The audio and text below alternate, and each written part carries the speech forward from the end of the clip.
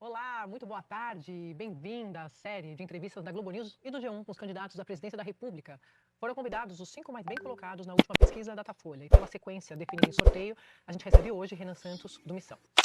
Amanhã nós vamos receber Romeu Zema, do Novo. Na sexta-feira, Ronaldo Caiado, do PSD. Flávio Bolsonaro, do PL, é o convidado da próxima segunda-feira. O presidente Lula, do PT, não aceitou o convite. A Globo News e o G1 transmitem ao vivo esta série de entrevistas especiais e conjuntas. A entrevista terá 1h30 de duração, contada a partir de agora. Candidato Renan Santos, é um prazer recebê-lo aqui. Prazer é todo meu, uma honra estar com vocês. Prazer muito especial mesmo, assim. É um momento de realização para os meninos e todas as pessoas que ajudaram a coletar as garotas na chuva, no sol, para ter esse partido político e eu estar nesse momento representando eles. Então, espero responder bem as perguntas de vocês. Candidato, queria começar perguntando das propostas desse plano de governo que o senhor já entregou ao TSE. Tem uma série ali de informações, de planejamento. O senhor fala na PEC da regra fiscal, da nova regra fiscal, mudança na lei penal, mudanças ali em programas sociais. Mas o senhor se coloca como um candidato antissistema. Acompanho muito as falas do senhor, você já falou, já chamou o Centrão de vagabundo, de parasita. E o senhor sabe exatamente como funciona uma PEC. Né? Assim, precisa de apoio, precisa de muito voto. Como que o senhor pretende fazer isso? Sadi, eu aceito a alcunha do antissistema no sentido de que eu não participo do grande jogo e seus vícios. Mas eu entendo o funcionamento da fábrica de salsichas, que é o Congresso Nacional. Durante o impeachment da Dilma Rousseff, eu organizei manifestações de rua, eu participei do próprio comitê do impeachment, a gente tem parlamentares no Congresso que aprovam projetos, mesmo sendo oposição aos governos. O caso do Kim é mais emblemático, ele foi oposição ao governo Bolsonaro e aprovava projetos e relatorias. E a mesma coisa agora no governo do Lula, em que ele também é oposição. Existe um momento de você, assim como existe um momento de eu ser o Renan militante do MBL, existe um momento de eu ser o Renan presidente no Partido Missão. E existe um momento também dos candidatos, dos partidos adversários se agredirem mutuamente e apontarem os problemas, e um momento deles sentarem na mesa para poder discutir projetos. Mesmo com as diferenças postas, chamando os membros do Centrão que são parasitas, olha, é um momento de chamar de parasita, é um momento de chamar o parasita pra mesa, e ele me chamar de responsável, do que ele quiser chamar, e colocar as diferenças e a gente começar a tratar dos projetos. Eu acho que a função da democracia é justamente essa. É a gente sentar, e o parlamento e as instituições entregam essas possibilidades. É sentar, colocar os projetos, aí eu tenho a obrigação de trazer os projetos, e com base nisso discutir. Mas eu sei da dificuldade, e a dificuldade está para todos, mas o que eu sinto, e não quero me estender nessa pergunta, mas ela é muito importante, que é sobre governabilidade num país que vive em crise. O que eu sinto é que quando você tem um presidente que tem vontade de realizar algo, ele tem um plano, mesmo quando ele não é bem aprovado, ou quando ele tem dificuldade de construir maioria, e eu posso dar um exemplo, Fernando Henrique no segundo mandato, ou Michel Temer com seus 3, 4% de aprovação, quando você tem agenda, você mesmo assim consegue compor. E aí governos que não têm agenda, e aí a gente pode pegar o governo do Bolsonaro, que ele chegou lá sem meio que saber o que é fazer, e em grande medida o governo Lula, que não tinha muito a propor, eles passam meio que andando de lado. Então, a ambição é querer fazer algo e lutar para realizar. Um ponto bastante relevante da sua proposta é a aprovação de uma proposta de emenda à Constituição, antes mesmo da sua posse, caso o senhor se eleja. É uma proposta muito ambiciosa e de histórica dificuldade de aprovação em diferentes composições do Congresso Nacional. Uma aprovação dessa monta requer o Centrão, que a lógica da política brasileira é de manutenção do Centrão como grupo político no Congresso Nacional, exatamente. Mas aí eu quero ver qual é a viabilidade de passar essa proposta ambiciosa. E aí, com base no que o senhor já disse em outros momentos, cerca de 1 ano e meio atrás, o senhor já disse o seguinte: o Centrão é o verdadeiro inimigo. Mas esse não é nem o ponto, porque o senhor já respondeu para a Sadi o que o senhor pensa do Centrão. O ponto é que, numa fala de 1 ano e meio atrás, o senhor reconheceu a dificuldade de passar reformas de peso, dizendo basicamente o seguinte: toda reforma no Brasil tem que ser minorada, ou seja, ela precisa ser desidratada para poder passar, para acomodar os interesses do Centrão. No fim do dia, é uma máquina viciada que impede o presidente de governar. Os cortes todos não me parecem possíveis sem uma gigantesca reforma constitucional. Visto que eles não vão mudar as regras do jogo que os beneficiam, eu lhe pergunto: como é que o senhor vai fazer para aprovar uma PEC que mexe em tudo, a gente vai tratar disso mais na frente, mexe em tudo, de benefício social a tantos outros pontos, com esse Centrão, antes da posse? Antes da posse, a gente tem que passar ela como PEC da transição. Você está se referindo à PEC, Natuza, que o Kim já protocolou junto com o Pedro Paulo e mais um outro deputado federal e está no processo de coleta de assinaturas. Eu adoraria passar ela integralmente, entendendo que, como eu mesmo disse, você fez uma citação minha, que ela tende a ser minorada diante de pressões parlamentares, de bancadas ali durante esse período da transição. E eu entendo também que, se for o caso, eu precisaria passar pedaços dessa PEC. Por exemplo, desvinculações e desindexações, que são temas que foram interditados e colocados de lado pelos meus adversários dessa eleição. Eu não vejo, por exemplo, o Flávio falar em uma reforma fiscal baseada no corte de despesa, e ele está falando, inclusive, em reforma fiscal baseada no aumento de receita. Você está falando de desindexação, só para a gente colocar todo mundo na mesma página, é recurso desvinculado para saúde e educação. Não, essas são as desvinculações. Das receitas. Isso, é uma desvinculação das receitas, e a desindexação é do valor do salário mínimo, o aumento do salário mínimo, indexando o aumento da aposentadoria e do BPC, porque isso acaba gerando não apenas pressão sobre o aumento de juros, porque aumenta a dívida, e a dívida aumentando, se aumenta os juros, o seu dinheiro desvaloriza, a desvalorização do dinheiro gera menos poder de compra, que é o famoso, e a minha grande crítica, você dá com uma mão para aposentado ou com o beneficiário e tira com a outra, que é o que as pessoas sentem. Hoje você indexa e ao mesmo tempo as pessoas sentem que o poder de compra delas diminui. Esta impressão, somada ao drama fiscal que a gente vem passando, precisa ser respondida agora. E por quê? Para o próximo presidente governar, tem que haver um clima de confiança de que o Brasil será capaz de arcar com seus compromissos, com suas dívidas, e que você vai ter um controle fiscal tal que a curva de juros no longo prazo comece a alterar, o Banco Central, sem ser na marretada, comece a alterar os juros numa tendência de queda, isso tem uma pressão também orçamentária, e aí você consegue tocar as outras políticas, que também são políticas de corte de despesa, estão inseridas naquela PEC, e somar as reformas de competitividade, o que vai gerar um efeito de crescimento na economia, que é o que a gente pretende ter. Candidato, eu queria entender, porque eu faço essa cobertura de Congresso há muito tempo e eu sei da dificuldade que eu vejo das articulações para você aprovar um projeto como esse, uma proposta como essa. O senhor falou que a PEC está protocolada. As informações que a gente tem levantadas junto à Câmara é de que ela não está protocolada, essa do Kim. Tem um número mínimo de assinaturas, o senhor sabe disso. Então, o senhor disse ontem, inclusive, numa entrevista para o antagonista, que não é nem para esperar a posse, é para já no dia seguinte do segundo turno, eu estava assistindo. Então, como é que vai fazer isso? Compondo. Mas não está nem protocolada. Não, assim, você... Tem 61 de Você faz um 158. número de coleta de assinaturas. Com as assinaturas que você obtenha, você faz o Mas de protocolo novembro a geral. dezembro. Sim, você tem que correr com isso. Ou você separa dois elementos que eu citei, as desvinculações e as desindexações, você separa e você entra com um projeto específico. Aí vai depender da correlação de forças que a gente estabelecer após a vitória. O elemento central é, eu sou o único pré-candidato que está indo para as eleições, pré-candidato não, candidato agora, que está indo para as eleições falando que vai fazer isso. Se eu vencer a eleição, é uma questão lógica. Significa que eu venci a eleição com essa agenda. Se eu venci com a eleição com essa agenda e com as expectativas futuras de mercado de que caso essas medidas não passem, o Brasil quebra, até o Centrão, e aí em conversas com membros do Centrão, vocês são jornalistas experientes e conhecem, todo mundo sabe que a rota nossa é de colisão fiscal. Há um problema fiscal que está se aproximando cada vez mais. O carrapato sabe que o boi não pode morrer. E eles sabem que em alguma medida reformas terão que passar. Na transição é o melhor momento. Na transição, eu posso negociar com deputados e senadores que perderam suas respectivas eleições. Eu posso fazer durante o processo de composição de governo, em que, eu estou num momento de alta, são os famosos 6 primeiros meses. Mas então o senhor sabe que não dá para governar sem o Centrão. Eu tenho certeza disso. Você não verá um discurso de molecagem, no sentido de, não, eu vou governar. É impossível. Até porque o nosso modelo democrático, pós-88, ele é uma mistura de parlamentarismo com presidencialismo. Então, eu não apenas eu falo que eu terei que governar com eles, eu terei que compor o governo com eles. Eu terei que compor ministeriado. O que eu vou precisar fazer é estabelecer as regras para isso. Isso é inegável. Tem mais um elemento que a Mas gente então o vai senhor está fazer. admitindo nesse caso que o senhor vai governar com palavras suas, parasitas, vagabundos. Sim, o eleitor, vou complementar, o eleitor brasileiro vai eleger pelo menos 300 parasitas e vagabundos. Como eu sou um democrata, eu vou ter que compor, não com um bandido nomeado por um membro do PP. Mas você vai compor ou ceder? Compor. Ceder na vida faz parte de negociações. Se eu fizer uma negociação republicana, ceder faz parte. O que eu não farei são negociações não republicanas. E esses são os limites impostos para um candidato que venceu com essa agenda. Agora, as pessoas vão eleger um candidato a presidente, não um showman ou um cara que vai fazer um statement no sistema. Não é possível fazer um statement ou uma declaração, sou um candidato do sistema que vou governar sozinho. Não dá, o Brasil está quebrado. Não dá. Assim, a gente só falou agora da parte fiscal que precisa passar. Tem muitos outros elementos que a gente precisa resgatar em termos de nação que vão precisar de maioria no Congresso. Maioria para PL e para PEC. Então eu já aviso pro eleitor. Eu já venho avisando nos meus comícios, nos meus eventos. Eu vou ter que conversar, eu vou ter que negociar e compor com membros deste parlamento, desses partidos, que vão para a eleição mais corrupta da história brasileira. Agora, candidato, no último congresso do Missão, no último fim de semana no congresso do Missão, o senhor deu a seguinte frase: vamos matar quem roubar. Eu quero entender o que essa declaração quer dizer. O senhor está dizendo que vocês vão matar o ladrão de celular, o sonegador de impostos, o político corrupto, a mulher que rouba na venda 2 litros de leite para alimentar o filho. Quem que o senhor está dizendo que vai matar? Foi uma bela declaração que eu dei num púlpito. Foi transmitido aqui, inclusive, pela Globo News. Então, vou contextualizar a declaração para responder você de maneira muito precisa. Eu estava falando que nós vamos viver num país em que você pode andar com seu celular na rua e você vai comprar as coisas que você quer e você não será assaltado. Quem tentar te fazer isso vai morrer. O que eu estou demonstrando num discurso político? Que se você estiver diante de um assalto à mão armada, que é o grande problema que gera medo das pessoas na rua, São Paulo, a taxa de homicídio a cada 100 mil habitantes no meu estado, que é São Paulo, diminuiu bastante. Já São Paulo vai ultrapassar uma taxa menor que a dos Estados Unidos da América, em termos de homicídios a cada 100 mil habitantes. Entretanto, todo mundo fica inseguro em São Paulo. É o assalto à mão armada. O assalto à mão armada, hoje um policial em São Paulo, não São Paulo, no Brasil, ele tem a possibilidade de legítima defesa de terceiros. Que é, se alguém está assaltando você à mão armada, ele poder agir de maneira armada. Tentar um tiro não letal, se acontecer de ser letal, aconteceu. O que eu tô avisando é, o approach, a resposta que a presidência da República tem que dar é, o bandido ser tratado como bandido, e o cidadão como cidadão. E que o cidadão não tem que ter medo. Aqui é um recado político importante de uma intenção de um próximo presidente de enfrentar de maneira muito dura o crime.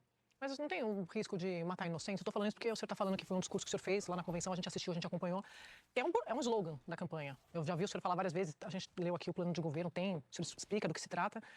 Teve até bichinho de pelúcia sendo vendido ali com essa frase, então o senhor usa muito isso, né? É uma marca da campanha. O senhor não teme abusos em nome do senhor, como líder do grupo, usando esse slogan? Não tem. A gente já vive numa sociedade do abuso. Primeiro, a gente vive numa sociedade em que o abuso e a violação de direitos humanos se tornou regra. A exceção se tornou viver em lugares seguros em que você não é assaltado por todos os lados. A gente vive uma sociedade de medo. Portanto, eu quero inverter isso. A minha declaração foi muito clara. Hoje, diante de um cidadão armado, uma pessoa... Acho que nem tem como haver muito engano. Se você é um policial e está na rua e está diante de um bandido que está apontando uma arma para uma pessoa, como agora, não sei se acompanha um caso horroroso aqui no Rio de Janeiro, de um menino autista, estava no meio da rua, um bandido armado tentou roubar o cordão dele, ele entrou em pânico, o menino fugiu, o cara atirou e matou ele pelas costas. O que um policial deveria fazer diante desse caso? É fazer uso da força.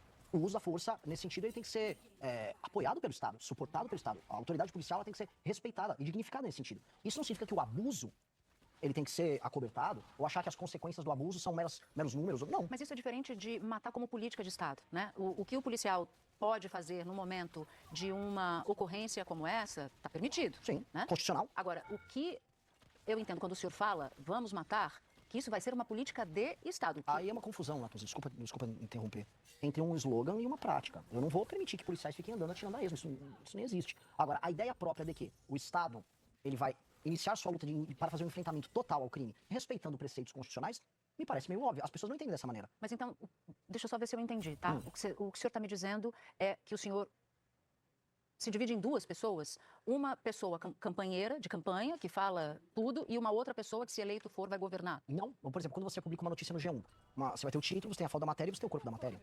Cada um é construído de uma maneira para você ter camadas diferentes de interpretação. Mas do o mesmo título fato. é um resumo fidedigno do que O está na título matéria. olha só, prendeu, matou, para falar o bichinho de pelúcia que a gente vendeu e está disponível na nossa loja no partido.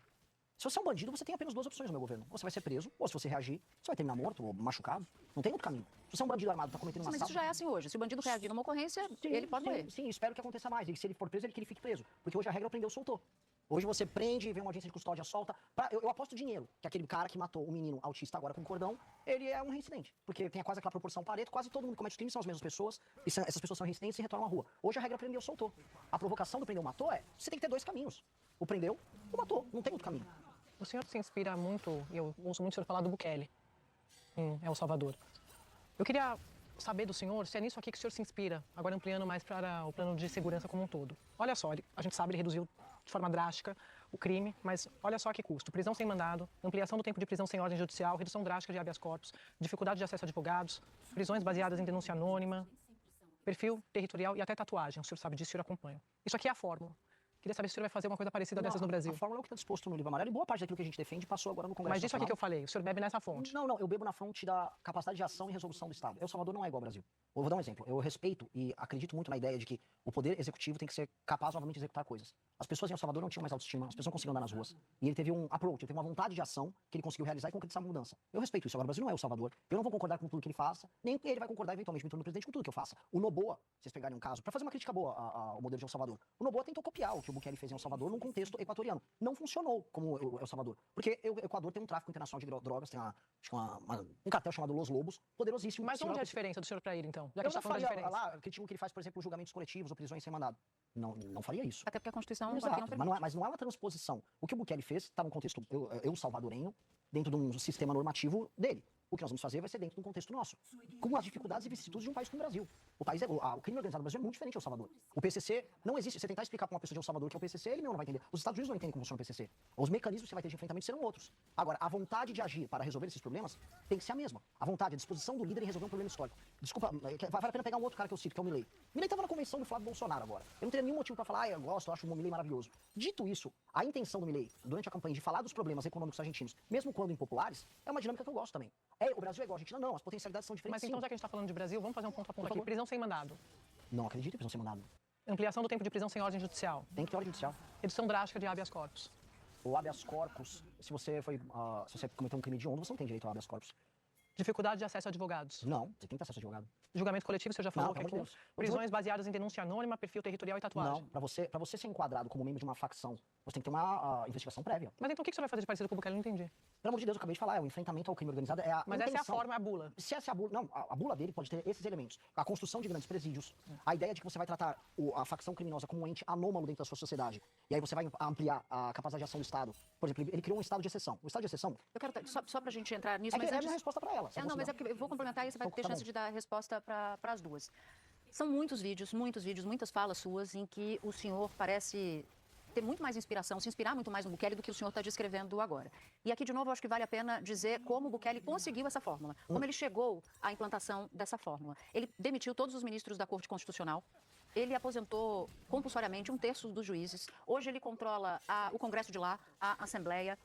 a imprensa não é livre, muitos jornalistas tiveram que sair do país para não serem presos. Basicamente, em outras palavras, não há democracia por lá. E no seu plano de governo, o senhor deixa muito claro que o senhor vai combater o crime fazendo decretos sucessivos de estado de defesa e que essa é a sua IGLO, que essa é a sua fórmula. O senhor, em nome do seu combate, do seu plano de combate à criminalidade, está disposto a o custo de um regime autoritário ou de atropelar o Supremo Tribunal Federal se ele viesse colocar contra as suas medidas, por exemplo? Não, eu não vou atropelar nada. Eu vou fazer o estrito cumprimento da lei. O estado de defesa, que é necessário para que uma operação policial aconteça numa favela ou numa cidade tomada pelo crime, se necessário, será colocado naquela região. Então você não vai fazer nada como o Bukele. Mas eu não sou o Bukele. Eu sou brasileiro, meu nome é Renan Santos. Eu não sou neto de palestinos. Eu tenho outra família, eu nasci na Moca. Eu moro no Brasil e eu vou criar políticas de segurança muito duras para destruir o crime num contexto brasileiro. Não adianta achar que é uma regra de três. Porque senão eu vou falar o seguinte, olha, um país que virou uma ditadura foi a Venezuela e um dos momentos para a criação da ditadura foi o senhor Hugo Chávez crescer a economia de maneira artificial e aplicar políticas sociais. Isso significa que se eu aplicar políticas sociais e crescer o país economicamente, eu vou virar um ditador? Não. Isso significa que eu vou ter que deixar de fazer políticas econômicas e sociais para crescer um país? Não. Eu estou falando que uma coisa não precisa ser correlacionada com a outra. Você pode ter políticas de segurança séria e você pode ser um democrata. E essas coisas cabem numa democracia. Você não está vendo eu falar, vou sobrepor a democracia brasileira em nome do meu... Não, o combate ao crime, inclusive, é uma maneira de garantir a existência da democracia brasileira. Estamos exatamente no Rio de Janeiro. Existe democracia plena no Rio de Janeiro? Com aquela turma toda que foi presa lá na LERJ, a própria Polícia Federal falou que havia uma relação muito clara entre Comando Vermelho e o Bacelar, TH Joias na campanha do Flávio Bolsonaro, TH Joias que é do Comando Vermelho na campanha do Flávio Bolsonaro. Existe qual é o modelo democrático aqui? Há uma ficção de democracia nesse sentido. A melhor maneira de garantir a democracia é você garantir que os instrumentos republicanos do Estado funcionem.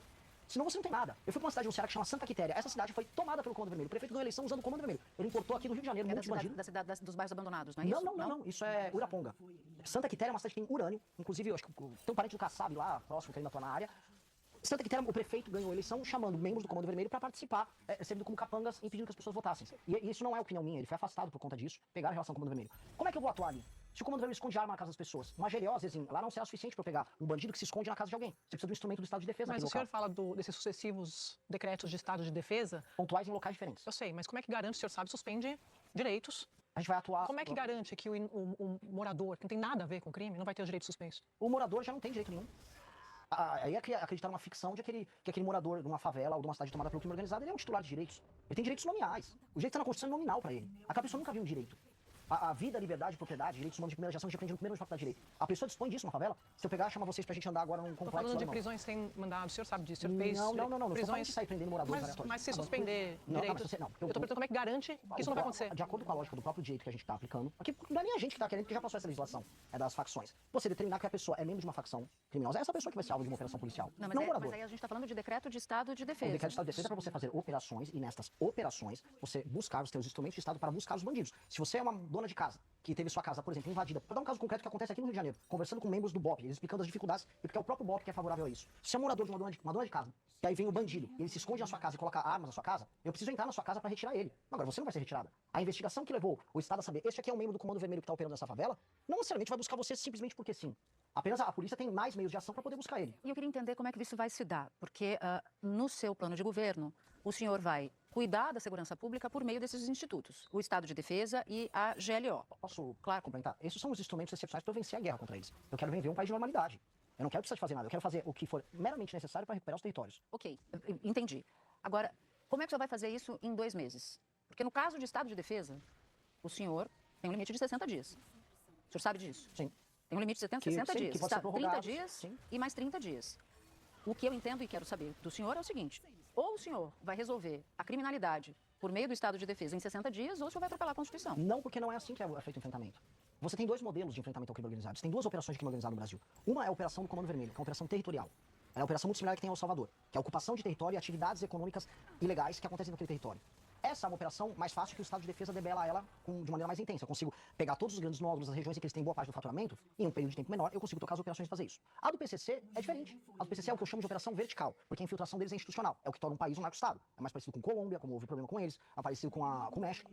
Na infiltração vertical, olha só o trabalho de articulação do Estado que você tem que ter. Você tem que ter o trabalho de inteligência com a COAF, você tem que ter um trabalho de ligação da Polícia Federal, você vai ter que detectar dinheiro que entra e sai, você vai ter que fazer compromisso de cooperação com outras nações. Por exemplo, Holanda. Eu encontrei embaixador da Holanda. Encontrei, não sei se é tipo, um corpo diplomático holandês, reclamando, olha, a droga vai parar no Porto de Roterdã, porque o feito exporta droga, sai de São Paulo e vai para Roterdã. Então eu tenho que falar com outras nações. Eu tenho que ir com a Bolívia lá na fronteira, evitar a entrada da droga, e eu tenho que ter a Marinha atuando lá no Rio Amazonas, na bacia amazônica, para evitar a entrada de droga por via fluvial.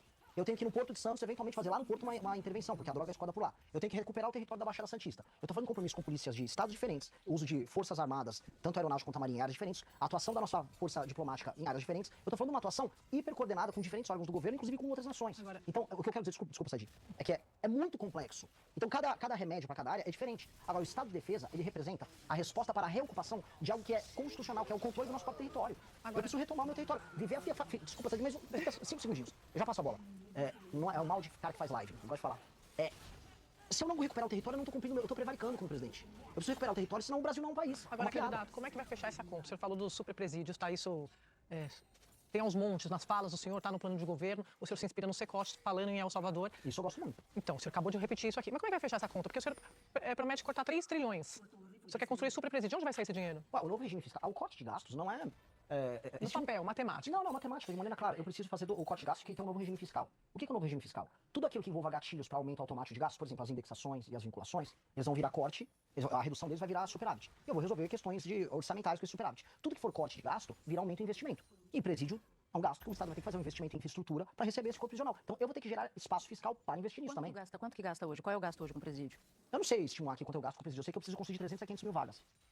O senhor tem o senhor está falando das vagas, ainda falando de violência, eu queria falar um pouco de feminicídio. O senhor acompanha os números, a gente viu uma redução dos crimes violentos como homicídio, latrocínio em 2025, mas feminicídio na contramão subiu, bateu recorde no ano passado.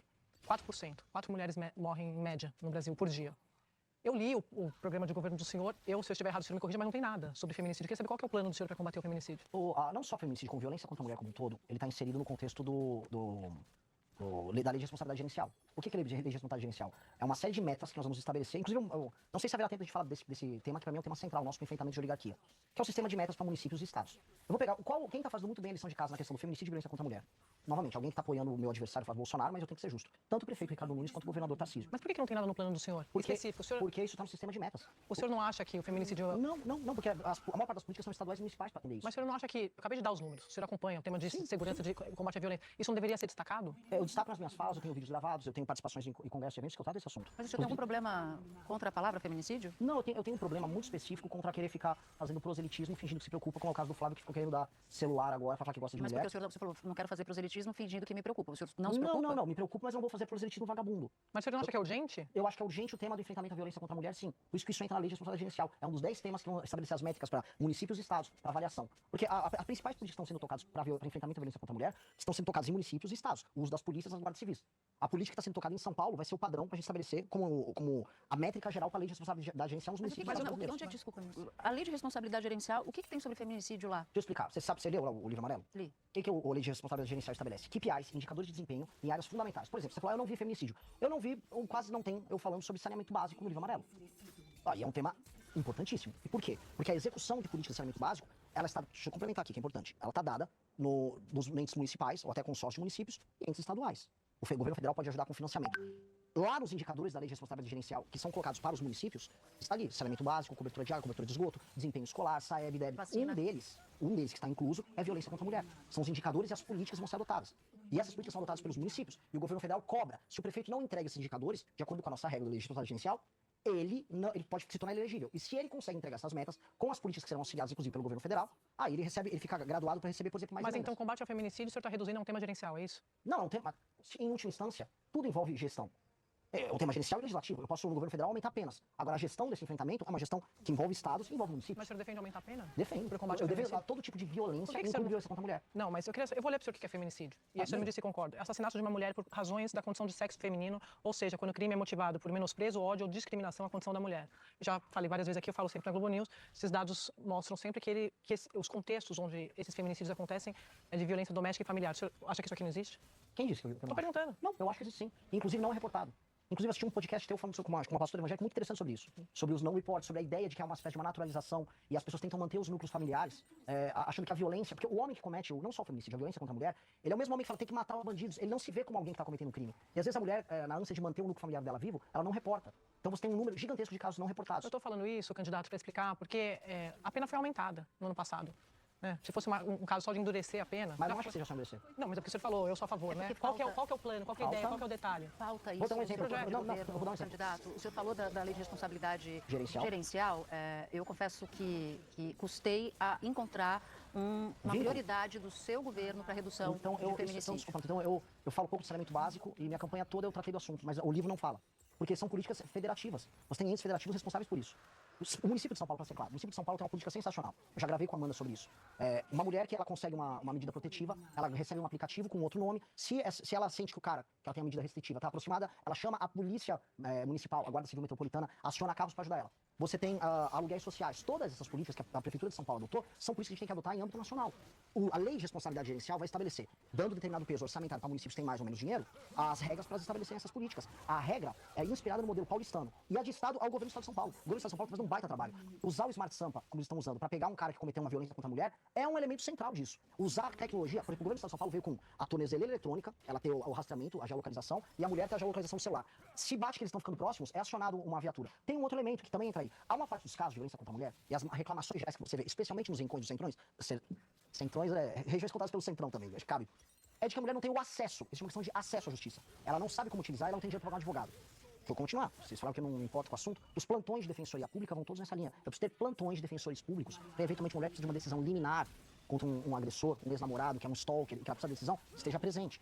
Essas, assim como políticas, que eu vou te dar um exemplo ligado à saúde e água, são políticas que não estão presentes no texto, mas são métricas que vão ser utilizadas para avaliação. Isso é um ponto, candidato. Eu não disse que o senhor não se importa com o assunto. Eu disse que, lendo o seu plano de governo, eu não vi esse assunto sendo abordado. Mas eu também falo pouco de mas eu quero falar de homens também, tá? Quero falar de homens também. Dados do próprio Tribunal Superior Eleitoral, de julho agora, de 2026, mostram que o Missão tinha mais de 90% de filiados homens e menos de 10% de filiadas mulheres. As mulheres são a maioria do eleitorado. O que da sua mensagem não está chegando ao eleitorado feminino? Por que não está chegando, segundo esses dados do TSE? Isso se reflete em algum grau na nossa militância também. Isso reflete em algum grau na direita jovem, não só no Brasil como no mundo. A direita jovem costuma ser mais masculina, assim como a esquerda jovem tende a ser mais feminina. Isso não é nem opinião minha, são estudos internacionais que mostram isso. É natural da dinâmica das redes sociais. Conforme as idades avançam, meu grupo é muito jovem. Quando eu vou pegando, por exemplo, a distribuição de mulheres mais velhas e homens mais velhos que nos apoiam, já é mais equânime. Existe uma questão de militância jovem, que são as pessoas que se filiam, é um militante mais quente. Óbvio que eu não fico feliz com isso, porque eleitoralmente, inclusive, não faz sentido, é ruim pra gente. É ruim pra criar candidatos. Agora, dentro do nosso universo, a gente precisa entender, ser uma mulher candidata é muito difícil. A Amanda, que é minha coordenadora de campanha, o que a Amanda já sofreu? Invadir a casa dela, sequestrar a mãe dela, atacaram ela, fazem montagem de ela pelada. Dentro do nosso universo, ser uma candidata, os ataques que a gente recebe de esquerda a direita são muito pesados. E isso afasta as mulheres da atividade política, mesmo. Então, construir, inclusive, um grupo de meninas que vão ser candidatas, necessariamente é mais difícil. Tanto que o padrão das nossas candidatas costuma ser mais velho. Mesmo que a gente é um grupo jovem. Porque as mais novas ficam inibidas. Porque a porrada que vem em rede social é muito pesada. E aí, entrando, inclusive, tem o Jonathan Haidt fala muito disso, é um autor que eu gosto. Ele fala da ansiedade que existe por conta das redes sociais. As mulheres são mais afetadas por depressão e ansiedade por conta do uso das redes do que os homens. A mulher jovem da geração Z, que é quem, minha geração que eu sou, talvez dominante, meu grupo político seja nesse bloco, a mulher da geração Z está muito ansiosa. Então, nesse sentido, o caminho da política dá gatilhos ainda maiores de ansiedade nela. Então, é uma coisa que a gente tem que trabalhar para acolher melhor e trabalhar melhor. Mas eu acho que, assim, eu não gostaria de ficar nessa situação, de maneira alguma. A gente vai ver um vídeo agora, daqui a pouco a gente volta para poder comentar. Pode rodar, por favor. O que a gente tem que fazer, que é o que eu acho, é o restabelecimento enquanto poder de características profundamente masculinas na nossa sociedade. Mas aí você é machista, o c... Eu sou. Então me chama, eu sou. Porque certas coisas tem que dar o nome aos bois. Esse vídeo, candidato, é de 25 de abril do ano passado, num programa na internet que o senhor tinha, tá ali com alguns colegas. Carro Alfa. É um carro Alfa Romeo, tá? Antes que vocês façam construções e outras que... Eu queria pedir para o senhor esclarecer essa afirmação, porque eu olhando, me dá a impressão de que o senhor passa um certo orgulho em ser machista. Não, inclusive, vocês viram o vídeo inteiro? Vimos. O vídeo inteiro, uma das coisas que eu discuto, aquele é um influenciador digital masculinista, sobre a questão homem-mulher, e sobre a questão, eu tenho uma opinião muito diferente da dele, de que ele defende, eu tenho que lembrar dessa entrevista, mas ele defende a ideia de que as leis, por exemplo, de direito de família são muito punitivas com relação aos homens. Eu falo, a maior parte dos casos do direito de família envolve homem que não paga pensão e homem que não está presente. A figura do homem presente, ela deixou de existir. E a provocação que eu faço ali, que é uma provocação válida, a figura masculina, ela tem que retornar de maneira positiva na nossa sociedade. O que é isso? Vou dar um O que exemplo. significa? O que significa? A maior parte dos jovens que cometem crimes no Brasil não tem a figura masculina por perto. Eu quero até entrar em... Mas deixa eu te complementar. O estudo da GV de 2007 mostra que os meninos que vão parar na FEBEM e os meninos que cometem crime, em 80% dos casos, eles não têm a figura paterna. A ausência da figura masculina tem uma correlação mais forte do que o índice Gini, que é o índice de desigualdade para o cometimento de crime. O que eu quero dizer? A figura do bom pai, do bom avô, do bom homem de referência, faz falta para, inclusive, para menino e para menino, mas especialmente para menino. E essa figura tem que ser construída. E aí entra um grave problema que está pegando a sociedade brasileira como um todo. Nós estamos vivendo uma sociedade de famílias desconstruídas. Da figura da figura masculina moída. Mas o senhor se coloca como um homem machista? Não, havia uma provocação, você tem que saber o momento da Não, o provocação. senhor disse, acabou de mostrar. Se, O senhor estava bastante à vontade. Sim, E no lógico que eu tô, lógico que eu tô à vontade. E no vídeo todo, são raros os momentos em que o senhor, de fato, discorda Mas você desse... viu esse momento? Eu vi todos A os gente viu momentos. Perfeito. Então, Eu vi todos. Eu só queria, só para Perfeito. concluir, porque se conecta com o que o senhor estava dizendo. O senhor também disse, aqui é uma aspa sua, tá, candidato? A ausência de presença masculina é um dos maiores elementos constitutivos de um jovem que comete um crime. Ele não tem exemplo, ele não tem limite, ele não tem estruturação. A gente está falando de um país em que metade dos lares brasileiros chefiados por mulheres. E não significa que não haja a figura masculina nesses lares, tá? Isso é diferente de mãe solo. O senhor está culpando as mulheres pela criminalidade? Natuza, pelo amor de Deus. É isso? Não, eu queria o maior entender. culpado é o homem. Isso se relaciona com essa Não, fala. é porque quando não tem homem, o lar fica desestruturado e a mulher vai Exato. educar um criminoso. E por isso que as famílias que são biparentais, têm o pai e a mãe, elas são mais funcionais. A família monoparental brasileira, em que o homem não paga pensão e não está presente, ela vai gerar um menino problemático. A ausência da figura paterna, isso não só no Brasil. Tem estudos nos Estados Unidos da América, o Thomas Sowell fala muito disso. A ausência da figura masculina, ela tem um efeito gerador de garotos indisciplinados que vão ter um pior desempenho escolar e que vão cometer crimes, que afetam a sociedade Mas como é um que todo. passa a impressão, candidato, Mas que a eu não mulher tô- não mas sabe. eu- Deixa tá, eu Tuza, só com todo concluir. respeito. É que você não deixa eu concluir. Não, eu vou deixar o Então senhor deixa, concluir. É que então. isso passa a impressão de que o senhor não tem apreço pelo que as mulheres fazem na educação dos seus filhos. Por que eu estou te dizendo isso? Isso soa como? Só o homem, se não tiver homem, e eu não estou dizendo aqui que as famílias, os filhos não precisam de pais, todo mundo precisa, responsabilidade afetiva, responsabilidade financeira, tudo isso aqui é dado como o céu está azul hoje, tá? Sim. Só para não ter confusão disso. Então, sim, O meu vamos lá. ponto é, quando o senhor diz isso, automaticamente passa-se a impressão de que os lares em que não existe a figura masculina são lares de filhos desestruturados. Isso não é verdade. Vamos lá. A maior parte dos casos de rapazes que cometem crimes vem de famílias em que o pai não está presente. Ponto. Isso é estatístico, isso é um dado. Esses rapazes também apresentam um desempenho escolar inferior. Ponto. Famílias monoparentais têm renda menor. Ponto. Isso é um dado da realidade. Se alguém acha que a minha impressão vai machucar ou não, aí paciência. Talvez eu não seja o melhor comunicador do mundo. Só que eu tô falando é uma verdade. E eu quero falar a verdade porque eu tenho que resolver problemas de verdade. Eu não quero passar a impressão A ou B quando eu falo isso. E a impressão maior é, existe um número gigantesco de homens que se relacionam com mulheres, a relação não dá certo, o homem não tem compromisso nem afetivo com a criança, especialmente com esse menino, e ele não tem compromisso, inclusive, de pagamento de pensão. A minha discussão nesse podcast foi sobre isso. A minha discussão desse tema. O que é o machismo? Isso é uma provocação. O que é o machismo? Vamos restabelecer a boa autoridade masculina ali. Eu sei que você pode Não, eu tô... com provocação. Só que, pra mim, Eu tô ouvindo o senhor. a questão central... Eu quero fazer uma pergunta na sequência, só Não, isso. tudo bem. Eu tô esperando o senhor terminar. Tá ótimo.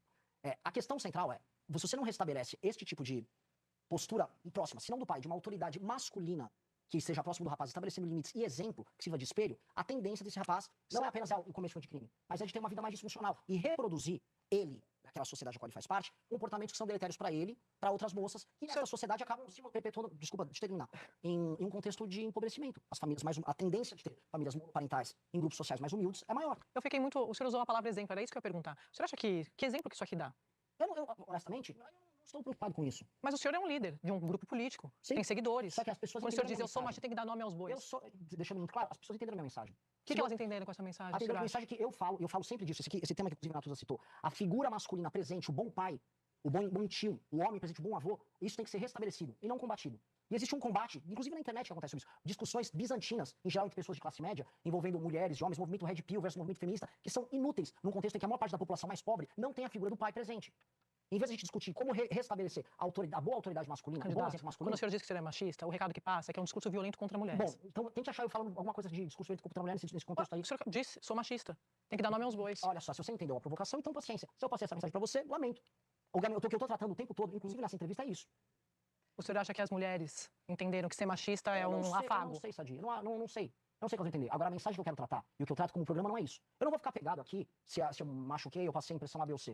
Eu não sou a melhor pessoa do mundo para fazer o marketing de mim mesmo. Agora, a ideia que eu tô defendendo aqui tá certa. E é isso que importa. Candidato, em agosto de 2021, uma jovem de 21 anos registrou um boletim de ocorrência contra o senhor por estupro. O senhor foi absolvido por insuficiência de provas. Ainda assim, como o senhor é candidato a presidente da República, eu queria entender o que aconteceu naquela noite. Eu saí com ela, a gente tinha um namoro, a gente tinha um relacionamento. O relacionamento termina. A gente tava naquele rescaldo, era o período da pandemia. Ela tava muito estressada. E foi isso, a gente ficou à noite, não teve relações sexuais. Ela retorna pra casa dela, os parentes dela não gostavam de mim, ela saiu escondida, porque era o período da pandemia e havia todas essas restrições pra sair. Ela não sabia como explicar, a família convence ela a me dar um corretivo, e aí ela faz uma falsa acusação contra mim. No mesmo dia, eu tenho todas as provas disso. Ela liga pra mim, da delegacia, Renan, o que eu tô fazendo? Me ajuda. Eu não atendo, o telefone, que era de madrugada, E aí depois eu converso com ela no dia seguinte, ela vai pra casa da mãe dela em outro estado, nesse outro estado eu converso com ela, ela retorna pra São Paulo, e aí retornando pra São Paulo, ela retira o boletim de ocorrência. Mesmo assim, o Ministério Público entra com a investigação, que isso é muito importante, quer checar o que aconteceu, e com ela faz dizendo, o Renan não fez nada, eu errei, eu menti, a mãe dela, por favor, não punam minha filha, ela mentiu sobre o Renan. O Ministério Público leva a julgamento e o juiz, na audiência, o Ministério Público pede a minha absolvição, ela pede a minha absolvição e eu sou absolvido.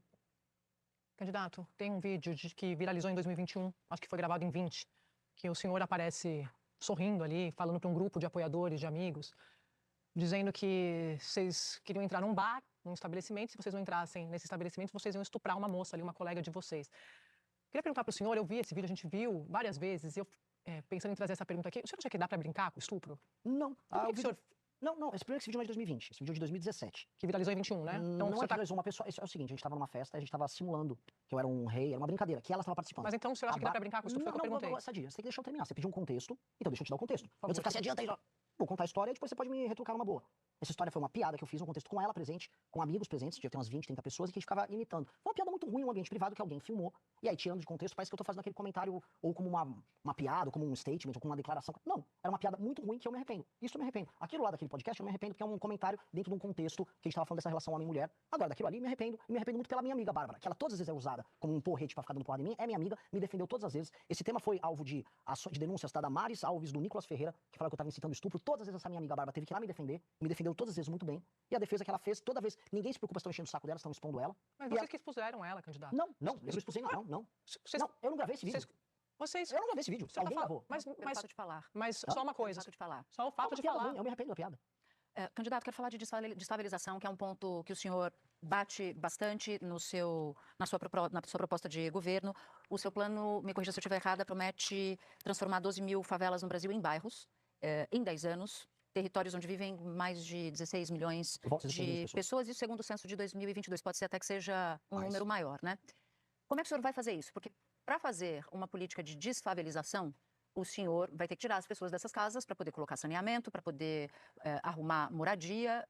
Elas voltam de fato para casa? Onde é que o senhor vai colocar essas pessoas enquanto o senhor está desfavelizando as comunidades no país? Vamos lá, primeira coisa, o que é uma política de desfavelização? Primeiro é atestar que viver numa favela é indigno, que uma pessoa que vive hoje numa favela, ela não é titular de direitos, que ela tem taxa de tuberculose maior, taxa de gravidez na adolescência maior, presença endêmica do crime organizado.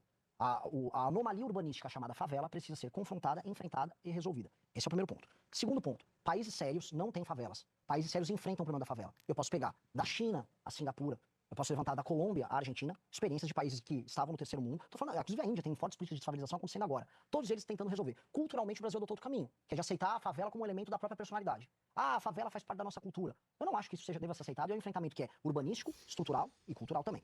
Então, envolve, retirar o crime organizado. 2, avaliar qual a natureza daquela favela e daquelas pequenas propriedades informais, por enquanto. No livro amarelo, a gente fala de 4 modelos. Lugares que têm interesse econômico. Vou dar um exemplo, um Vidigal, aqui no Rio de Janeiro, mas que são aclives. Lugares que têm interesse econômico e são planos, a maré. Aí lugares sem interesse econômico e que são, vamos dizer, com aclives ou acidentados. E sem interesse econômico e planos, ou seja, uma planície. Cada um terá uma política diferente de desfavelização. O que tem interesse econômico, a pessoa que mora lá vai ser tirada de lá para que possa se construir empreendimentos, não, é isso? Muito pelo contrário. Você pode fazer um aproveitamento adjacente com levar empresas para a região, levar empregos para a região, só que você vai fazer um leilão reverso, você tem mais possibilidades no leilão reverso de você atrair investimento privado. Agora, se é uma área de pouco interesse econômico, o investimento será majoritariamente público.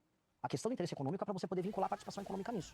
Então, por exemplo, uma região distante, de baixo interesse econômico, mais plana, qual a principal questão dela? Em muitos lugares, essas casas já são de alvenaria, você tem que fazer, como aconteceu na Argentina, uma adequação da construção à legislação nossa, a conferir a essa pessoa o título de propriedade. Qual o principal problema dela? É o problema de você conectar ela em termos urbanos. Você tem vias de acesso. Então, boa parte da desfavelização vai ser transformar aquilo num bairro, arborizar, levar equipamento urbano e conectar de maneira mais eficiente essas pessoas ou com metrô ou com vias de acesso melhores. Mas se valorizar, vai ter remoção? Oi? Isso eu quero saber, a gente quer entender como é que vai ser.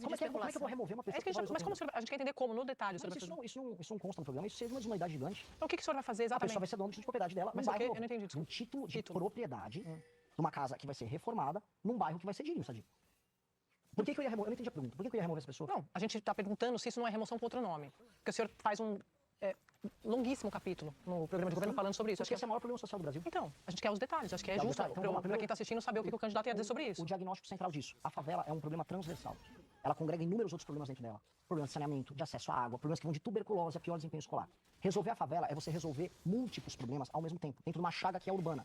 chaga que atende a paisagem urbana. Resolver ela é você atacar muitos problemas ao mesmo tempo. Por isso que nós temos um capítulo enorme dedicado a isso. Que envolve desde a autoestima da pessoa que mora lá, a ideia própria de uma cidade séria no século XXI. Tem um trecho, eu queria que o senhor explicasse, que ele fala de remoção, de demolição em 48 horas. Sim, mas isso é muito claro. Se você monta uma favela agora, você faz uma invasão, nós não vamos permitir que a invasão se erga. Movimentos de moradia, movimentos de especulação imobiliária, Mas como grilagem. Se em 48 horas você vai construir uma casa, né? Uma pessoa vai tentar montar um barraco, você vai ter que apenas cumprir a lei, que é impedir aquele barraco de ser montado. Senão você não tem direito de propriedade no Brasil, você é um país sério. País sério, existe propriedade pública e a privada ela é respeitada. Senão não tem regra. Mas isso é uma regra básica. Nós vamos ter que utilizar, inclusive, satélites, georreferenciamento para evitar novas invasões. Existe uma indústria da grilagem que acontece no ambiente urbano e que também acontece no ambiente rural. A mesma lógica para evitar, por exemplo, ocupações de grileiros de áreas de proteção ou áreas de manancial. Em São Paulo, as áreas de manancial foram inteiras invadidas. Foram invadidas para a construção de favelas e depois o PCC ocupou. Isso quando não é o próprio PCC que organiza as invasões. Então, sim, isso precisa ser feito. Eu não vou permitir o surgimento de nenhuma outra favela. É isso que o presidente Sérgio tem que fazer. Isso é lei e ordem. Agora, quem mora na favela, aqueles 16 milhões de inscritos... É isso, que a gente está perguntando sobre esses 16 milhões terão direito a título de propriedade e viverão em bairros que não terão mais o crime organizado, que são devidamente urbanizados. E se eles estão, para dar mais exemplos, uma pessoa está numa encosta, igual aconteceu em Juiz de Fora agora. Não dá para morar numa encosta. Vai ter que tirar as pessoas dali, vai ter que fazer um prédio para essas pessoas morarem. Se não há interesse econômico em participar dessa atividade, o poder público vai ter que fazer a construção de prédios. Para isso eu preciso liberar espaço fiscal, por isso eu preciso fazer as reformas. Isso é uma política de Estado para o Brasil se comprometer, igual o Singapura se comprometeu, ou igual a China conseguiu evitar, de se tornar um lugar favorizado da dignidade para as pessoas. Resolver favela é um tema central para o Brasil se tornar um país sério. Como é que você vai proteger o morador, avaliando aqui um dos 4 eixos, tá? Que é de forte interesse privado, econômico.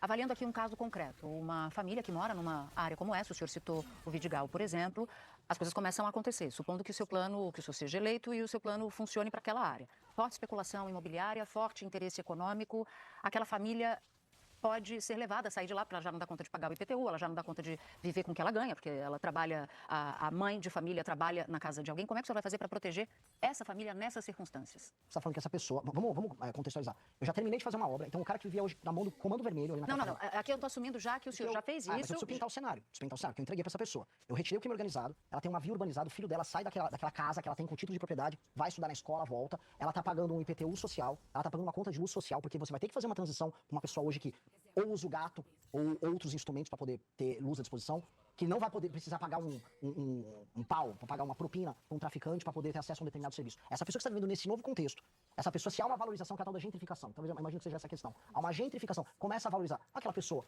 havendo um enriquecimento da renda dela, ela se mantendo lá, ela não vai ter um aumento na prestação da casa dela, tampouco aumento de IPTU, porque nós vamos fazer uma transição nesse processo. 2, se essa pessoa quiser alugar ou vender aquela casa, até agora um título de propriedade, coisa que ela nunca teve.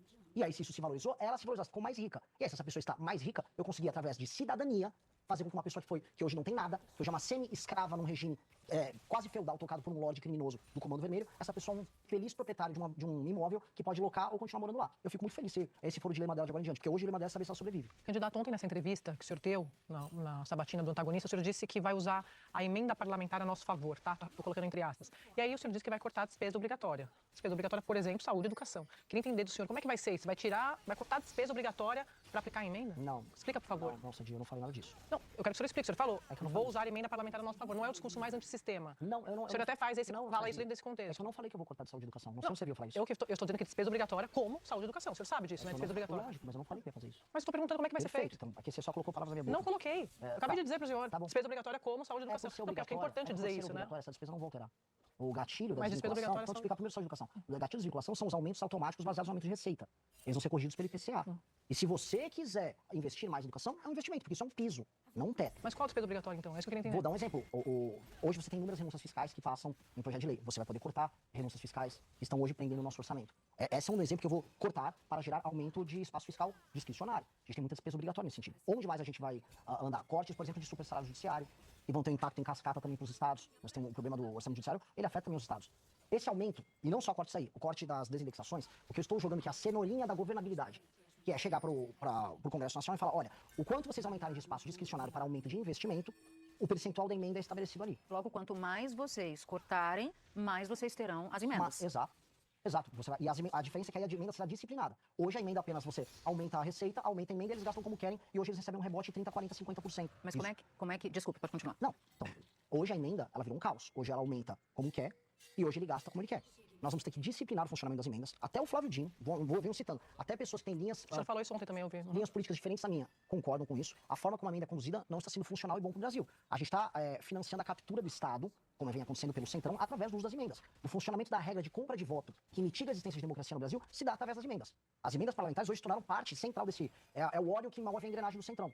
A emenda, que eu estou colocando, ela tem que ser utilizada como um instrumento bom de governabilidade e ela se encaixa naquilo que eu te falei da lei de responsabilidade gerencial. A emenda, eu não vou conseguir fazer ela desaparecer. Pelo menos no primeiro mandato meu. Não tenho essa pretensão. Não tenho esse tamanho. O problema brasileiro é gigantesco. Como eu disse para vocês, o Brasil vai eleger pelo menos 300 parlamentares no mínimo complicados, para colocar um português mais tranquilo. O que eu vou precisar fazer é... A emenda, ela se adequa à lei de responsabilidade gerencial e ela se adequa a políticas públicas dentro daquelas metas que eu havia comentado, que vai de lei de segurança, educação, obras de saneamento, combate ao crime contra a mulher, por isso que eu te falei da lei de responsabilidade gerencial. Essas políticas, as emendas, elas vão ser disciplinadas para atender estes temas junto aos municípios. O prefeito que entrega os bons indicadores se qualifica para receber mais emendas. O prefeito que não se qualifica, ele recebe menos emenda. Esse é o critério. E aí a emenda aumenta ou diminui de acordo com o espaço discricionário. E aí você consegue ter um regime fiscal mais funcional e gerar governabilidade. Por isso que eu acho que isso aí é um instrumento virtuoso para o uso das emendas. Deixa eu falar um pouco do vice do senhor, Haroldo Medina. Eu já vi o senhor falando várias vezes, o senhor reconhece, admite que houve uma tentativa de golpe de Estado no 8 de janeiro, eu já vi o senhor falando isso algumas vezes, mas o Haroldo Medina, o senhor também sabe, visitou acampamentos em frente aos quartéis, apoiou ali os golpistas. Como é que o senhor, qual é o recado que o senhor dá, tendo um vice desse, na chapa do senhor, na defesa da democracia? É o melhor recado possível, porque ele se arrependeu. É um homem que se arrependeu, que o 8 de janeiro, inclusive, ele... Ele acha que foi um golpe de Estado ele hoje? condenou, ele acha que foi um golpe de Estado. Ele se arrependeu de ter ido nos quartéis? Ele foi no quartel antes de ter sido o atentado, o dia 8. Ele foi antes. Ele era um bolsonarista. Ele foi uma pessoa que era bolsonarista, entendeu que estava errado, fez seu meia-culpa, e o que eu acho que é belo nessa história toda é abrir a porta para uma geração... Mas quando que ele entendeu? O senhor pode A detalhar virada pra do gente? 8 de janeiro ele já condenou, tem vídeo dele condenando o 8 de janeiro. Agora, a virada dele, a transformação de um homem que acreditava, em grande parte, na ideia de que o Bolsonaro foi vítima de uma armação do TSE, para alguém que falou, olha, o caminho não é esse, é uma porta aberta para outras pessoas da geração dele, especialmente pessoas 60 a mais, que acreditavam naqueles sites de notícias esquisitas, canais de YouTube que defendiam que a urna tinha sido fraudada. Ele é a porta de saída para essas pessoas. E eu acho importante, porque tem pessoas que foram levadas a crer, que eu volto a colocar aqui, que a urna não funcionou durante as eleições, que você teve interferência chinesa, todas aquelas Teorias da conspiração. E o Haroldo, ele foi uma pessoa que fez a transição de alguém que estava nesse torpor para alguém que viu, eu estava errado. E esse reconhecimento ele arrasta. É importante porque essas pessoas existem na nossa democracia. Uma pessoa que votou, que acreditou nisso, não é um criminoso. Então, sim, é importante que ele exista, é importante que ele esteja na minha chapa. Inclusive porque existe a gente citou o elemento feminino, agora o principal elemento e o principal desafio meu para crescimento é o elemento geracional. As pessoas, eu tenho que chegar nas gerações mais velhas. E a porta de saída deles é justamente um elemento como o Haroldo. Candidato, a gente vai dar uma olhada em mais um vídeo e em seguida a gente segue a nossa conversa. Estou no estrito cumprimento do meu dever como presidente da República e para passar o estado de defesa eu preciso do Congresso. Eu pedi, o Congresso aprovou dia 5 de janeiro de 2027. Se vier uma decisão do STF, não é que eu só não vou cumprir. Eu não vou cumprir. Eu vou apenas com as forças policiais, se precisar de auxílio das Forças Armadas, vou fazer o meu estrito cumprimento do meu dever constitucional. E aí eu pergunto, candidato, é o senhor quem vai decidir o que é ilegal ou não ilegal a partir do Supremo? Como é que o senhor avalia hoje essa declaração? O senhor mantém? Mantenho, isso está certíssimo. O senhor é que diz o que é ilegal ou não? Não, a Constituição diz. Se eu cumprir o devido processo legal, numa medida ela passou no Congresso Nacional, eu cumpri todos os ritos, não pode vir uma decisão monocrática parar o estrito cumprimento da lei. Até porque eu estaria prevaricando. O presidente da República tem que cuidar do território nacional. O presidente da República e as Forças Armadas. Eu reconheço que existe uma guerra. A gente não está... Eu não acho que existe um estado de normalidade de coisas. No Brasil não está vivendo uma normalidade. Se eu sair andando aqui no Rio de Janeiro, no meio da rua, e eu andar 2, 3 quilômetros, já vou cruzar com uma favela, vou cruzar com uma área que eu não posso andar. Vou cruzar com uma área que se uma pessoa pedir um Uber, ela vai tomar porrada. Vou passar numa área controlada pelo crime. Eu não reconheço que essa é a normalidade. Eu espero que o STF também entenda. E para até aprofundar essa discussão, meu partido entrou com uma ação no STF tratando disso. Para reconhecer o estado inconstitucional de coisas no território brasileiro, nos territórios em que estão tomados pelo crime organizado. A ação, inclusive, está nas mãos do Flávio Mas a Dino. pergunta que eu fiz foi, é o senhor quem vai decidir, o Supremo Tribunal Federal toma uma decisão que contraria os seus interesses uma vez eleito. O senhor vai decidir que não vai cumprir? Se o Supremo Tribunal Federal tomar uma decisão ilegal, a decisão ilegal não se cumpre. Ponto. Mas ele é o guardião da Ele Constituição, não é guardião, ele está é o rompendo senhor a que Constituição. decide o que é legal? Não, ele está rompendo a Constituição. E existem precedentes. É o senhor que decide isso, então, Não sou candidato. eu, é a própria Constituição. Então, eu vou te dizer que é o Alexandre de Moraes que vai decidir isso. É o exemplo que eu dei ali. Ou é um ministro que vai monocraticamente, sem passar pelo processo legislativo, definir se algo que teve o processo legislativo é válido ou não. Não é, é errado isso. E é por isso que a gente está vivendo um estado completamente confuso de coisas, em que o STF se torna a última instância para um processo legislativo, em que o legislativo cuida do orçamento. A gente está vivendo um país doente. Mas o senhor vai entrar no Supremo? O senhor está criticando agora, dizendo... Sim, porque eu sou um democrata, sabe? Mas o Supremo é o guardião dessa Constituição. O que garante... Depende. E se ele não cumprir a Constituição? O que garante que qualquer governante possa rotular o que é ilegal ou não? Não é rotular, existe o texto da lei. Então, Pois na bem, vamos Constituição, repetir. o senhor está concordando? Eu cumpri. Eu citei o exemplo dado ali. Entra, olha, decreto do estado de defesa para resolver aquela situação. Igual o Michel Temer faça a mesma coisa, GLO. GLO do Temer aqui no Rio. Passa pelo processo legislativo completo. Aí vem uma DPE, alguém entra lá no STF, a rede de sustentabilidade entra. Ah, não pode por não sei o quê. Aí vem uma decisão monocrática. Eu não vou cumprir uma decisão monocrática. Não vou Candidato, cumprir. é que um democrata mesmo discordando da decisão da justiça, ele cumpre a decisão e recorre. Não cumprir uma decisão da justiça é papel de um democrata? Ou é um ato de um democrata? Não, porque não é um ato. Estou confusa. Não, porque não é um ato democrático você passar por cima do devido processo. Há, nesse instante no Brasil, um estado inconstitucional de coisas quando o STF fica passando o tempo todo sobre a atribuição de outros poderes. E cabe ao presidente da República também não aceitar isso. E eu vou falar, teve precedente. Houve uma decisão tomada em 2016 por parte do STF, missão monocrática contra o Renan Calheiros, que à época que ele seria afastado, o Renan Calheiros não cumpriu a decisão e o STF reviu. E foi um golpe de Estado, não foi? A questão toda é, quando você está invadindo as prerrogativas essenciais de um determinado poder, aquele poder pode sim surgir, não de maneira golpista, mas não acatando uma decisão que em si é ilegal. Lógico que eu vou discutir junto ao STF. Eu não vou cumprir imediatamente uma decisão que é ilegal. Eu não vou cumprir. É errado isso. Eu tenho que cumprir meu papel de presidente. Se eu virar presidente da República, eu estou botando a minha vida em risco, enfrentando o crime organizado, minha vida é devassada, eu tenho que vir aqui fazer sabatina com vocês, ser exposto. Eu não vou ser destruído para ser um boneco lá. Eu serei um presidente, não um boneco. E assim, minhas qualificações democráticas estão aí desde sempre. Quando eu organizei as primeiras manifestações pelo impeachment da Dilma, surgiu a turma lá da intervenção militar. Eu entrei na justiça e proibi eles de comparecerem às minhas manifestações. Nunca quis andar com essa turma. Tenho asco da turma que é da golpe de Estado. E acho que as violações contra a democracia acontecem não só do Bolsonaro. Acontece com o Lula comprando voto no Congresso como mensalão, acontece no Petrolão, acontece de muitas maneiras. Quando um político do Centrão compra voto na base. A democracia brasileira, hoje, ela é meramente nominal em muitos termos. Ela precisa ser respeitada e o exemplo tem que se dar da parte de todos os poderes, inclusive do presidente da República. E esse é um recado para todo mundo. Eu vou respeitar a tudo, mas eu vou exigir respeito. Eu não vou lá ser um boneco. Vamos falar do Código Unificado de Imprensa, que está no plano de governo do senhor. O senhor propõe esse código para, aspas, disciplinar o setor. O que isso difere daquela tentativa no primeiro governo Lula de controlar a imprensa? Você pode detalhar para a gente? Eu posso detalhar, inclusive, em termos históricos nossos. A primeira manifestação nossa aconteceu quando atacaram a revista Veja. Nós sempre fomos a favor da imprensa livre e sempre seremos muito a favor da imprensa livre. O que a gente está tratando aqui, eu até tratei ontem na Porque entrevista... o PT tentou fazer no governo Lula só para... e não somos nem um pouco favoráveis a nada daquilo que eles fizeram. Aqui é um ataque direto à imprensa. Como isso difere do que o PT Vou dar um tentou exemplo que fazer? está acontecendo agora que não tem nada a ver com o que o PT fez. Nesse instante, e eu estou falando muito de uso de emendas, infiltração do Centrão, quebra da institucionalidade. Hoje, páginas de fofoca espalhadas pelo Brasil que se passam por veículos de imprensa, e esse é o exemplo mais grave, que muitas vezes tem audiência maior do que da própria Globo News. Essas páginas de fofoca recebem dinheiro público e estão recebendo dinheiro que vão desde emenda até contratos que estão na rubrica de publicidade, contratados por agências, se passando por veículos de imprensa, estão criando não apenas notícias falsas, mas influenciando o debate público ao redor do Brasil, e ninguém sabe. Alguém sabe que aquilo não é um veículo de imprensa? Alguém sabe que, sei lá, o Bacabal News, uma página de fofoca local, que é apenas um cara fazendo fofoca, recebe eventualmente 20 mil reais por mês de um prefeito, e que aquilo não tem transparência? Aconteceu isso com a famosa agência Mind, agora durante o governo Lula. Esse tipo de coisa, imprensa é imprensa. Imprensa tem checagem, imprensa tem redação. Um site que se passa por imprensa, não. E receber dinheiro público na casa dos muitos milhões, como está acontecendo no Brasil. Mas esse código não pode ser usado contra o jornalismo sério? Não, porque nunca houve em toda a nossa história como movimento político e com o nosso partido, nenhum tipo de objeção com relação a isso. Mas aí vamos supor que o senhor não faça o controle nem censura da imprensa uma vez eleito. Em algum momento o senhor vai sair da presidência da República se o senhor for eleito. Quando o senhor faz uma lei e cria um código de imprensa, o senhor basicamente está dando uma licença para qualquer governante, inclusive o senhor próprio, mudar de ideia e resolver censurar. Porque no fim das contas, quem está dizendo se o jornalista é sério ou não é o presidente da República. Não é sobre isso. Não porque é um decreto do presidente da República, não porque é uma discussão que tem que ter no parlamento, e eu acho que boa parte do jornalismo é favorável a isso. Na verdade, isso aqui me veio como reclamação de jornalistas ao redor do Brasil. Quando você roda o interior do Brasil, o jornalista sério, ele está quebrando e a página de fofoca comprada pelo prefeito está bombando. Então você está deixando de ter cobrança sobre políticos, porque não existe nas pequenas e médias cidades praticamente nenhum veículo jornalístico. Você já ouviu as entidades de representação do jornalismo brasileiro? O senhor já conversou com esses representantes para saber a posição do jornalismo profissional em relação a isso? Não estive em nenhuma reunião com a Abrage, que precisa vir a público todas as vezes para atacar a gente, não por motivos verdadeiros, mas eventualmente um apoio a um outro site aqui ali. Eu não fiz isso. E não preciso fazer isso para detectar que é um problema no Brasil. Até porque se eles tivessem detectado esse problema antes, eles estariam tratando.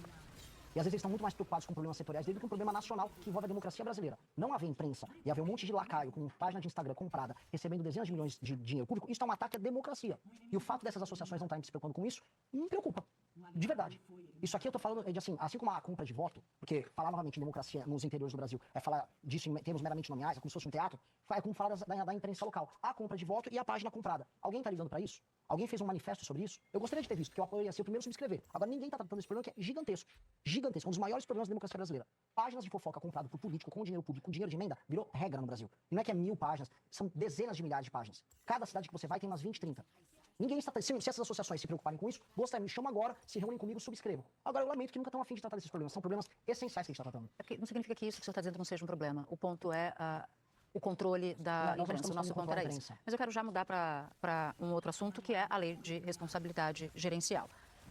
Está na sua proposta de governo, já falou diversas vezes, prefeitos que não cumprirem metas específicas definidas para saúde, para saneamento, de crescimento do município, portanto de PIB, educação, ficariam inelegíveis por 8 anos. E aí eu pergunto, O senhor vai definir essas metas uma vez eleito? Como é que vai ser debatido isso? Como é que o senhor pretende caçar direitos políticos com base exatamente em quais critérios? Eu queria entender. Perfeito. A lei de responsabilidade fiscal, que passou durante o governo Fernando Henrique, ela foi um marco que ajudou a disciplinar o uso de recursos públicos em municípios e estados no Brasil. Foi um grande dividido, uma revolução. A sequência natural é estabelecer metas de desempenho nos municípios e estados. Senão um prefeito é eleito e, ao ser eleito, ele não tem nenhum compromisso em melhorar os indicadores nas áreas que importam. E isso somado, e você é uma pessoa que estuda muito esse tema, a cooptação do Estado, isso somado a um modelo político baseado em emendas e a ausência de atividade econômica nesses municípios, criou municípios fantasma, que não têm atividade econômica, que vivem da cooptação da própria população e que foi turbinado agora com as emendas do orçamento secreto, em que dinheiro é desviado, vira caixa 2, compra a população, não se melhora a vida das pessoas, se faz um show com algum cantor sertanejo próximo do período eleitoral, o Wesley Safadão foi inclusive processado por ele por tratar desse assunto, e aquele município não atinge seus objetivos básicos. Você não consegue ter metas de fornecimento de água. Eu fui para Melgaço, no interior, na Ilha do Marajó, não tem água, as pessoas bebem esgoto. Você não tem meta, a pessoa não cumpre nenhuma melhoria no ranking do SAEB ou Unideb, e mesmo assim o prefeito é reeleito. Estabelecer esses indicadores estabelece um parâmetro de desempenho mínimo. Se um prefeito não cumpre nenhum desses parâmetros de desempenho mínimo, mesmo com recurso federal chegando, recurso do FPM, ele tem que ter algum tipo de punição. Senão, o que a gente vê é a reprodução de um modelo político baseado estritamente na cooptação, que é justamente a base daquilo que a gente chama de centrão.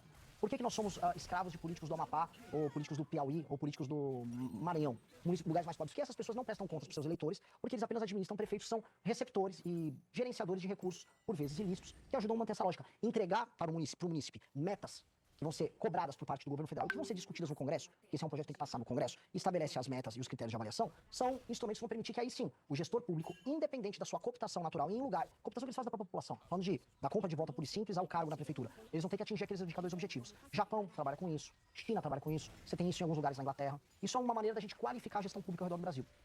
O deputado depende do prefeito para se eleger, o prefeito depende do deputado para conseguir recurso. Como é que o senhor imagina que o senhor vai conseguir aprovar uma lei de responsabilidade gerencial, por exemplo? Da mesma maneira que o Fernando Henrique Cardoso passou a lei de responsabilidade fiscal. Também desagradava os prefeitos à época, construindo base, construindo convencimento, construindo maioria. O lugar que eu fiz a grande apresentação desse projeto foi na Marcha Nacional dos Prefeitos. Uma massa de prefeitos. Eu imaginei que eu seria xingado. Eu falei, alguns de vocês vão perder o direito político. Só que, entretanto, há um outro lado. Os prefeitos que tiverem um desempenho melhor, eles vão se qualificar para receber mais emendas. Para um prefeito, significa até um grau de independência orçamentária para investimento, caso ele seja um bom prefeito. Porque eles gostaram dessa ideia. Então, há um trabalho de convencimento com prefeitos, há um trabalho com os deputados e com os partidos. Um partido político, porque uma das coisas que a lei de responsabilidade gerencial faz é, além de não apenas entregar punição, mas entregar mais recursos para um município que funciona bem, o partido político que tiver mais prefeitos que atingem metas de desempenho, o fundo partidário passa a ser determinado pelo número de pontos que aquele prefeito obtém, ponderado pela população, multiplicado pelo número de municípios que o partido tem. Aí então você cria um incentivo robusto para que os partidos políticos investam em quadros técnicos e bons prefeitos, que isso vai garantir o recurso do partido. E aí isso se torna um benefício e um incentivo positivo para os partidos, para os prefeitos e também para bons deputados. Então é uma mudança no sistema de incentivo do Estado e uma forma de diminuir a política de cooptação, que é a base daquilo que a gente chama de centrão. Para mim, isso é a base para uma verdadeira reforma política no Brasil. Porque a política no Brasil, a gente vai discutir, eu vou fazer voto distrital, distrital misto. E, em grande medida, você consegue adaptar o modelo atual de emenda e cooptação em cidades com baixa atividade econômica para qualquer modelo. Se você não alterar este sistema de incentivo e recompensa, você não consegue melhorar. Mas o senhor que vai decidir isso? Eu vou propor isso. Quem decide isso, eu nem tenho condição de eu decidir sozinho. Quem faz isso é o presidente da República, manda para o Congresso, se discute, aí o Poder Executivo, disciplinado por uma legislação que passa no Congresso Nacional, atua junto aos municípios. Muita articulação. Mas precisa, mas não... Com centrão, com emenda. Todo mundo tem. Eu não nego isso. Eu passei o impeachment da Dilma fazendo articulação. Eu nunca vendi a mãe para fazer o que eu acredito. Eu nunca entreguei meus valores. Só que eu negocio. Eu tô lá para ser um negociador e uma pessoa que vai convencer. Convencer todo mundo. Eu vou ter que vir aqui na imprensa. Quando eu quiser passar todos esses projetos difíceis, eu vou ter que vir aqui no programa de vocês E explicar. como vai convencer aqui da fusão dos municípios também? Que o senhor fala disso, da Falo. redução.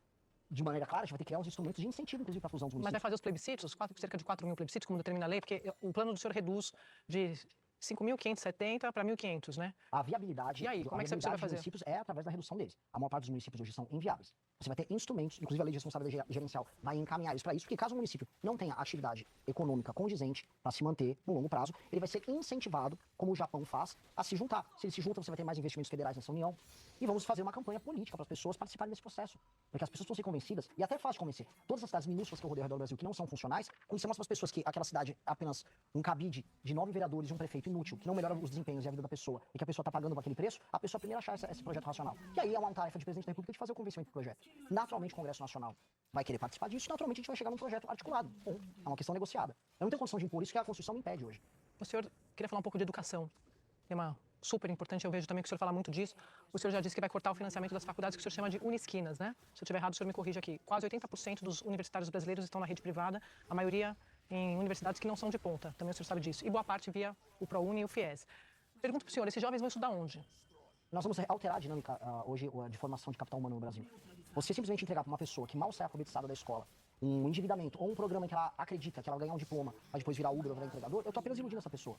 Países muito mais desenvolvidos do que o nosso, a Alemanha é um exemplo mais claro, ou a China, que é um país de desenvolvimento, ou vou citar também o próprio Vietnã, trabalham muito com o ensino técnico, a formação técnica das pessoas, que é mais rápida, mais adaptada aos contextos, e se a pessoa quiser fazer uma universidade, ela pode ter acesso a uma universidade pública e boas universidades. Boas universidades privadas com financiamento. O que não vai ter é praticamente uma máfia que foi construída através de muito lobby, numa propaganda que foi feita pelo Lula, de que, não, eu vou te dar um diploma e sua vida vai se resolver. Não se resolveu. Inclusive, esse é o drama da minha geração. Minha geração, todo mundo achou que ia conseguir um bom emprego com diploma e terminou enganado e terminou na mão do Pablo Marçal, dizendo que ela fracassou porque não tinha um mindset certo. Foi exatamente isso que aconteceu. A minha geração, a geração millennial, acreditou, olha, ampliou, tive acesso agora à universidade, fiz relações internacionais numa uni alguma coisa. Ela pegou esse diploma, pendurou na parede e foi fazer Uber. Lógico que existem externalidades econômicas que envolvem o problema dessa pessoa, mas definitivamente um diploma mal qualificado é apenas ilusão. E as pessoas acreditaram nessa ilusão. Candidato, eu não vou entrar aqui na discussão sobre a qualificação do diploma, porque é um tema bastante complexo de fato. Mas o financiamento estudantil é um caminho, uma porta de entrada de jovens pobres no mercado de trabalho. E vou além. O senhor fala em abolir o sistema de cotas.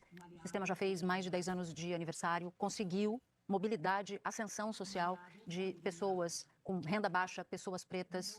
Por que o senhor vai abolir o sistema de cotas, a exemplo do que o senhor está falando? Vou começar pelo que você colocou inicialmente. Vai haver financiamento, mas vai haver qualidade e fiscalização. Então o senhor vai acabar com o ProUni, o senhor vai... eu vou qualificar. Não, a universidade que entrega péssimo ensino e acabar recebendo ou renúncia ou algum incentivo governamental, não receberá. Ponto. Eu vou ficar fingindo que o cara vai receber um diploma? Sou formado em medicina? Não haverá isso. A gente não tem que trabalhar com essa ilusão, até porque isso é enganação. Isso termina sendo um estelionato no fim do dia. Especialmente com a pessoa que está pagando ou com o pagador de imposto que está sendo iludido e que está vivendo uma sociedade em que aumentou a produtividade e a escolaridade. A ilusão, a mentira, vai acabar. Segunda coisa, eu e o meu grupo político, nós não acreditamos em termos principiológicos em cima de cotas.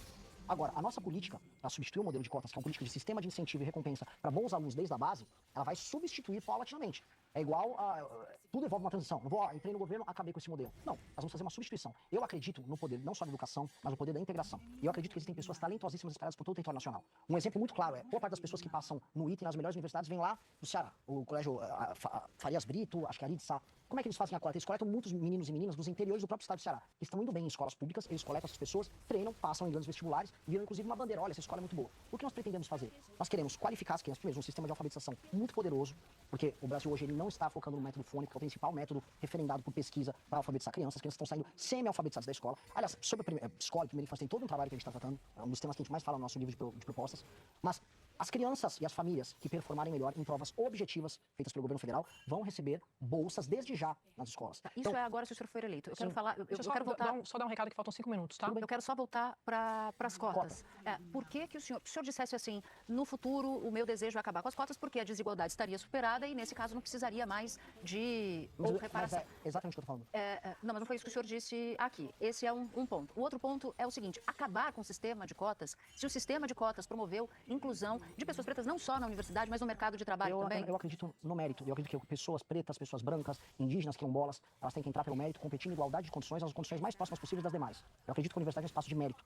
E o crescimento econômico vai ser baseado em mérito. E eu vou dar instrumentos não na universidade, depois dessa criança ter passado por um ensino deficiente. Eu quero detectar quem são as crianças, quem são os outliers que vão entrar nessas faculdades, que vão ser objeto dessa política pública e desde já pegar essa criança, colocar nas melhores escolas, dar uma bolsa para ela, acabar com o programa Pé de Meia e transformar o Pé de Meia numa política de incentivo aos bons estudantes baseado em mérito, para que essa criança concorra em igualdade de condição ao longo da vida dela e que ela já vá para a universidade preparada. É isso que eu quero fazer, baseado no mérito dela e na integração que eu vou ter entre a escola, a família dela e o Estado. É isso que eu acredito. É você antecipar os efeitos disso ainda no ensino fundamental. Não fazer vamos ser, claro, uma correção. Você não consegue entregar nada em termos de desempenho quando você compara o ensino público com o privado para formar esse capital humano, aí depois agora dá uma cota para corrigir e faz uma propaganda. Eu não acredito nisso. Não é baseado em mérito, não é justo. Eu vou voltar para a base. É o outlier, é o garoto especial, é a menina especial. Vamos dar uma bolsa para essa pessoa. Vamos já inserir ela nas escolas. Vamos colocar nas melhores escolas públicas ou privadas, a escolha da família no seu município ou no seu estado, para que ela concorra em igualdade de condições. É isso que eu quero. Candidato, o senhor já falou em desmame financeiro do Nordeste, que o senhor considera injusto que estados recebam mais do que arrecado. Mas isso não é romper o Pacto Federativo, punir o eleitor nordestino? Muito pelo contrário. O eleitor nordestino é a maior vítima disso. Basta ver que a classe política do Nordeste, ela se mantém firme e forte num processo de exploração das pessoas mais humildes e ainda assim o dinheiro continua sendo retirado dos outros estados e mandado para essa classe política. Por quê? A quantidade de dinheiro que é colocada é desproporcionalmente mais alta, o Pacto Federativo é profundamente injusto com outras regiões, só que isso não se transforma em benefício para as pessoas do Nordeste. Então, se tá ruim para a pessoa do Sul, Sudeste, Centro-Oeste que paga o quinhão maior, tá ruim para a pessoa que mora no Nordeste, inclusive se muda para outros estados, para quem tá bom? Para alguém tá bom. Tá bom pro político. Eu rodei o interior do Nordeste, graças a Deus, falando isso de rádio em rádio. E aí você explica isso, mas pra quem tá boa essa história? O fluxo migratório, tirando a Paraíba, é de saída ou de entrada de pessoas. As pessoas estão indo embora, estão metendo o pé. E estão metendo o pé, a qualidade de vida está ruim, o crime organizado chegou, não houve um aumento de renda quando comparado a outras regiões, só que a classe política parasitária de lá continua atuando e ganhando dinheiro. Isso não pode continuar. Isso é um sistema de incentivo ao mau trabalho. E é por isso que a gente é administrado na Câmara dos Deputados pelo Hugo Mota e no Senado pelo Alcolumbre. Isso não inclui só o Nordeste, parte do Norte também. Os lugares que têm menos atividade econômica, que são menos independentes, eles mandam os que estão pagando a conta. Mas a solução para o Nordeste é mandar menos dinheiro? Não, a solução para o Nordeste é estabelecer um crescimento econômico, colocar lei de responsabilidade gerencial para quebrar esse ciclo de pobreza e as pessoas mesmo, de maneira democrática, como cidadãos e cidadãs livres, capazes de votar sem precisar de um carguinho do governo, de uma compra de voto, eles vão substituir essa elite política maldita. Que são eles, para voltar, para fechar o ciclo da entrevista com o começo, são eles os deputados e senadores que, em grande medida, eu vou ter que negociar e compor. O senhor tem o timing, a gente está encerrando aqui a nossa entrevista, mas queria dar um minuto para o senhor para as considerações finais. Eu adorei a entrevista. Vocês são jornalistas realmente muito boas, vocês são tudo aquilo que eu imaginava numa sabatina. Perguntas difíceis, perguntas boas, eu fiquei muito feliz, porque precisa ser assim. Espero que seja ainda mais difícil para os meus adversários, mas eu adorei e fiquei feliz. Espero que muitas pessoas tenham me conhecido hoje. Muito obrigado pela oportunidade, fiquei muito honrado. Obrigada pela participação. Candidato. Amanhã, aqui nos nossos estúdios, a gente vai receber o Romeu Zema, do Novo, na sexta, o Ronaldo Caiado, do PSD, Flávio Bolsonaro, do PL, é o convidado da próxima segunda-feira. A Globo News e o G1 transmitem ao vivo essa série de entrevistas especiais e conjuntas. Muito obrigada. Gostou do conteúdo? Fortaleça o canal, inscreva-se, deixe o like e ative o sininho. Informação sem enrolação. Até a próxima!